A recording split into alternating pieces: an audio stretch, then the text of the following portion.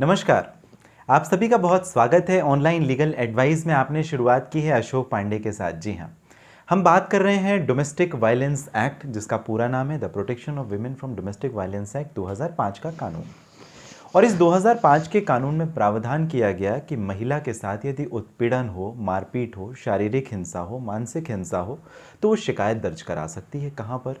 Local police station, जो service provider होते हैं यानी एसपीज, उनके पास, या प्रोटेक्शन ऑफिसर, जो पर्टिकुलर एरिया में प्रोटेक्शन ऑफिसर होते हैं, उनके पास शिकायत दर्ज कराई जा सकती है। और या कि आप डायरेक्ट मैजिस्ट्रेट कोर्ट में शिकायत भी दर्ज करा सकते हैं। 4 आपके पास पावर दिए गए हैं इस पर्टिकुलर लॉ में।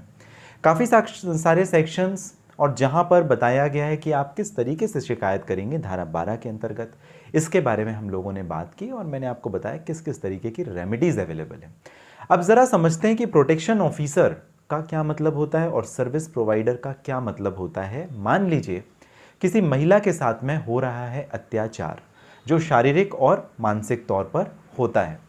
इस कानून का काफ़ी ज़्यादा मिसयूज़ भी होता है, दुरुपयोग भी होता है, लेकिन बशर्ते उसके साथ ही साथ इस कानून की इतनी ही ज़्यादा आवश्यकता भी है, इस वजह से क्योंकि कई महिलाओं को वास्तविक तौर पर परेशान या प्रताड़ित किया जाता है, उनकी कमज़ोरी का नाजायज़ फ़ायदा उठाया जाता है। तो चलिए बात करते हैं इस मुद्दे पर कि आखिर क्या होता है सर्विस प्रोवाइडर और क्या होता है प्रोटेक्शन ऑफिसर। सबसे पहले जो एनजीओज होते हैं, एनजीओ का मतलब क्या है? Non governmental organisation. ये नॉन प्रॉफिट नॉट लॉस में काम करते हैं, कोई प्रॉफिट नहीं, कोई लॉस नहीं, और समाज की सेवा के लिए काम करते हैं। चाहे वो जानवरों की सेवा के लिए हो, इंसानों की सेवा के लिए हो, या किसी भी तरीके का। एनजीओ के अलग अलग प्रोफार्मास होते हैं, फॉर्मेट होते हैं, उनके खुद के कुछ ग्राउंड्स होते हैं जिनके आधार पर वो करते हैं काम। तो ये जो एनजीओज हैं वो बेसिकली बच्चे और विमेंस के लिए काम करते हैं, महिलाओं के लिए और बच्चों के लिए काम करते हैं। ये 2 तरीके से होते हैं, एक रजिस्टर्ड और दूसरा अनरजिस्टर्ड। भाई अगर आप भी कोई ऐसा कार्य जो महिलाओं के लिए या बच्चों के लिए करें और आप एक ग्रुप में अगर करें तो आप कह सकते हैं कि आपका एक एनजीओ है। बट अगर वो राज्य सरकार में रजिस्टर्ड एनजीओ है, तब इस कानून के अंतर्गत, किस कानून के अंतर्गत? The protection of women from domestic violence act, अगर उस पर्टिकुलर एरिया में किसी महिला के साथ में शोषण हो रहा है, उसे परेशान किया जा रहा है, तो आपके एनजीओ को अप्रोच कर सकती है, अगर आपका एनजीओ राज्य सरकार के पास रजिस्टर्ड है तो इसे क्या कहते हैं? Registered SPs, registered service provider, right. अब जो रजिस्टर्ड सर्विस प्रोवाइडर हैं, टेक्निकली उन्हें पता रहता है किस प्रकार से कंप्लेन बनानी है, शिकायत करनी है, महिला को कैसे काउंसलिंग करनी है, मीडिएशन करनी है, कैसे अप्रोच करना है, कैसे मदद करनी है, और कैसे प्रोटेक्शन ऑफिसर के पास में जाना है या डायरेक्ट पुलिस। तो हर तरीके से वो महिला और बच्चे जिनके साथ में शारीरिक, मानसिक, इकोनॉमिक, सेक्सुअल किसी भी तरीके का अब्यूज़ हो रहा हो, वो करते हैं मदद। तो ये हो गए सर्विस प्रोवाइडर, जो बेसिकली आपके आसपास के एरिया के कुछ एनजीओज हो सकते हैं जो कि सरकार के द्वारा, राज्य सरकार के द्वारा रजिस्टर्ड ऑर्गेनाइजेशन है और जो प्रॉपरली बच्चे और महिलाओं के लिए काम करते हैं। अब जरा समझते हैं प्रोटेक्शन ऑफिसर क्या होता है। प्रोटेक्शन ऑफिसर जो धारा 9 के अंतर्गत रूल 8 एंड 10, रूल 9 एंड 10 में बताया गया है, सेक्शन 9 रूल 8 एंड 10 में बताया गया है।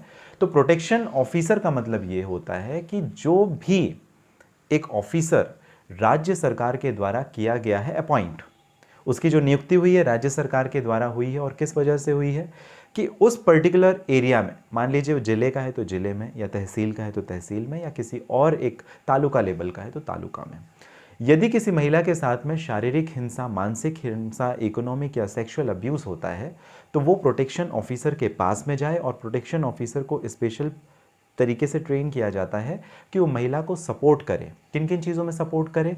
कंप्लेन बनाने में, कंप्लेन फाइल करने में, कंप्लेन फाइल करने के बाद में जो मैजिस्ट्रेट का ऑर्डर हो, उस मैजिस्ट्रेट के ऑर्डर को एग्जीक्यूट करने, इंप्लीमेंट करने में, एनफोर्स करने में, और साथ ही साथ उसे अगर मान लीजिए कोई शारीरिक या किसी अन्य तरीके की चोट पहुंची है तो मेडिकल असिस्टेंस, मेडिकल एड दिलवाए, साथ में काउंसलिंग भी करें क्योंकि वो मानसिक रूप से भी उस वक्त परेशान होगी, प्रताड़ित होगी, तो काउंसलिंग भी करे, मीडिएशन भी करे। तो इस हिसाब से जो प्रोटेक्शन ऑफिसर, उसका काफ़ी ज़्यादा एक इम्पॉर्टेंट रोल हो जाता है। और ये कहाँ, किस कानून के अंतर्गत? इसी कानून की धारा 9, 8 रूल और 10 रूल के अंतर्गत बताया गया है।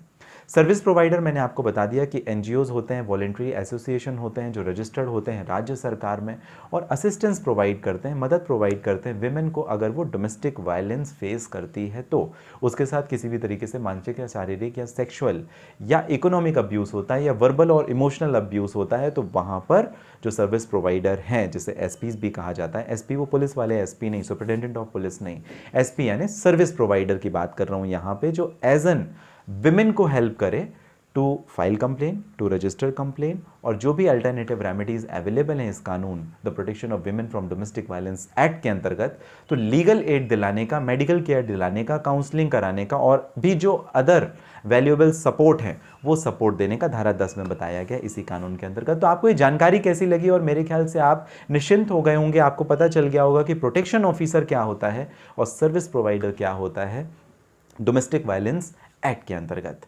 अगर और भी कोई जानकारी आप अगर चाहते हैं तो कमेंट बॉक्स पे ज़रूर को आप मुझे मेंशन कीजिए।